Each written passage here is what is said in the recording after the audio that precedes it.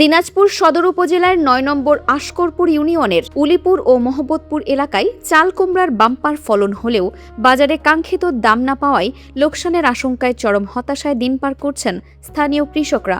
সবুজে ঘেরা বিস্তীর্ণ মাঠ জুড়ে সারি সারি চাল কুমড়ার ব্যাপক ফলনে কৃষকের মুখে হাসি ফোটার কথা থাকলেও বর্তমানে বাজার দরের কারণে তাদের এই আনন্দ অনেকটাই ম্লান হয়ে গেছে। বর্তমানে পাইকারি বাজারে প্রতি পিস চাল কুমড়া মাত্র ১০ টাকায় বিক্রি হওয়ায় কৃষকদের উৎপাদন খরচ ওঠানোই কঠিন হয়ে পড়েছে। ভুক্তভোগী চাষিরা জানান, প্রতিটি চাল কুমড়া অন্তত ১৫ থেকে ২০ টাকা দরে বিক্রি করতে পারলে উৎপাদন খরচ মিটিয়ে তারা কিছুটা লাভের মুখ দেখতে পেতেন, কিন্তু বাধ্য হয়ে কম দামে ফসল বিক্রি করায় তারা এখন বড় ধরনের আর্থিক ক্ষতির সম্মুখীন হচ্ছেন। আমি ১ একর জমিতে চাষ করছি চাল কুমড়া। সেই চাল কুমড়া কুরবানির পর থেকে দাম নাই, একটা পিস ৭ টাকা, ৮ টাকা, ১০ টাকা, যেগুলা বাজার নিতে আর কেরিং করতেই এগুলা কোনো পড়তা হয় না। এখন আমরা এটা চাচ্ছি যে এগুলা দাম হোক, বাজার মূল্য একটু বাড়তি হোক, তাহলে আমাদেরও পোষাবে। না হলে আমাদের কোনো এগুলার ফলন করে কোনো পোষা না। চাঙ্গি দিতে আর এগুলো সার বিষ দিতে, কীটনাশক ছিটাতেই সব শেষ। আমরা ঋণগ্রস্ত হয়ে পড়তেছি। কমপক্ষে একটাই ১৫ হতে ২০ টাকা বিক্রি করলে আমাদের কিছুটা লাভবান হতে পারি, কিছুটা আমাদের গায়ে আসবে, আমরা ঋণ থেকে কিছুটা মুক্ত হব।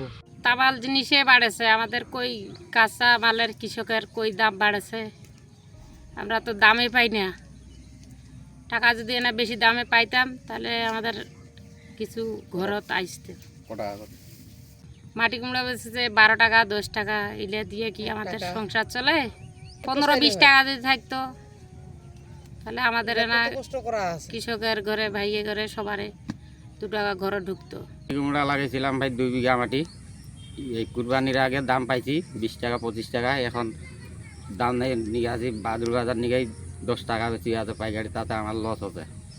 পিস ১০ টাকা পিস। যদি ২০ টাকা থাকে ভাই তাহলে কিছুটা তাও লাভ হবে। এই দাম নাই, আবার ওই চাঙ্গিতে লাগাছি, লাউ লাগাছি, লাউ দিয়ে বর্ষার আবার, বর্ষা তো বন্যা আসলে শেষ। জালিটা আছে, জালিটা আমি এখন পার পিস আমার খরচ হচ্ছে, যাওয়া বাহাদুর বাজার যাইতে আমার খরচ হচ্ছে ২ টাকা, আড়তদারি ১ টাকা, আর কেরিং খরচ আমার ১ টাকা। তাহলে আমার পাঁচি মালটা বিক্রি করতে পাঁচি কি করে ৮ টাকা, তাহলে আমার কয় টাকা টেকে প্রফিট থাকে? আমার এটা কম করে হলে আমার ১৫ টাকা হয়তো ১৬ টাকা দাম চাই আমরা। তাহলে আমরা কিভাবে কি গৃহস্থী করবো?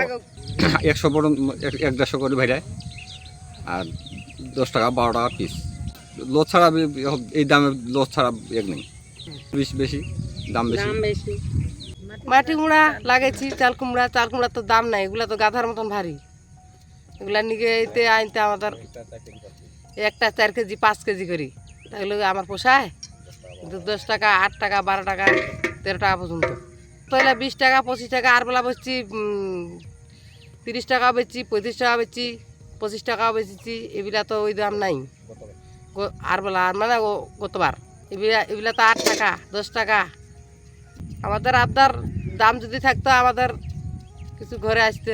কৃষি সম্প্রসারণ অধিদপ্তরের তথ্য মতে এবছর দিনাজপুর জেলায় মোট ৭,৩০০ হেক্টর জমিতে বিভিন্ন ধরনের সবজির আবাদ হয়েছে, যার মধ্যে ৪৫৮ হেক্টর জমিতে চাল কুমড়া চাষ হয়েছে এবং প্রতি হেক্টরে গড়ে প্রায় ২৫ টন ফলন পাওয়া গেছে। দিনাজপুরের অতিরিক্ত উপপরিচালক শস্য মোহাম্মদ আনিসুজ্জামান জানান, এবছর চাল কুমড়ার ফলন অত্যন্ত ভালো হয়েছে এবং কৃষকদের নিরাপদ সবজি উৎপাদনের বিষয়ে নিয়মিত পরামর্শ দেওয়া হচ্ছে।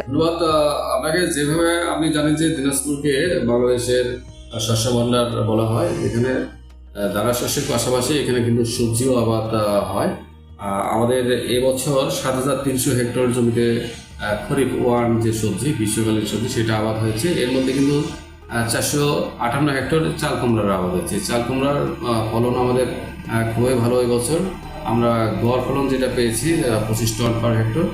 আমরা কৃষকদেরকে খুব সুন্দর পরামর্শ দিচ্ছি নিরাপদ সবজি কীভাবে উৎপাদন করা যায়।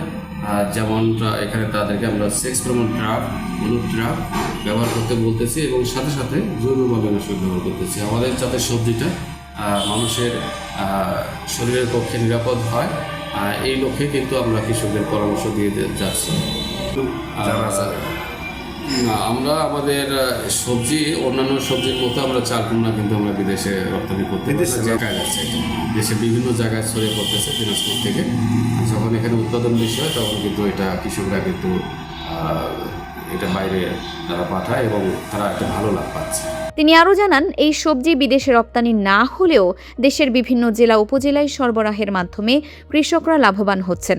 তবে কৃষকদের দাবি, বাজারে উৎপাদিত ফসলের ন্যায্য মূল্য নিশ্চিত করতে সংশ্লিষ্ট কর্তৃপক্ষ যেন দ্রুত প্রয়োজনীয় উদ্যোগ গ্রহণ করে, যাতে তারা লোকসানের হাত থেকে রক্ষা পান এবং আগামী মৌসুমেও সবজি চাষে নিজেদের আগ্রহ ধরে রাখতে পারেন।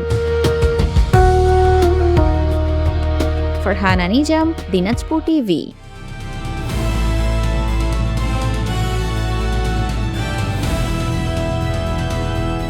দিনাজপুর টিভি মানুষের জীবনের কথা বলে।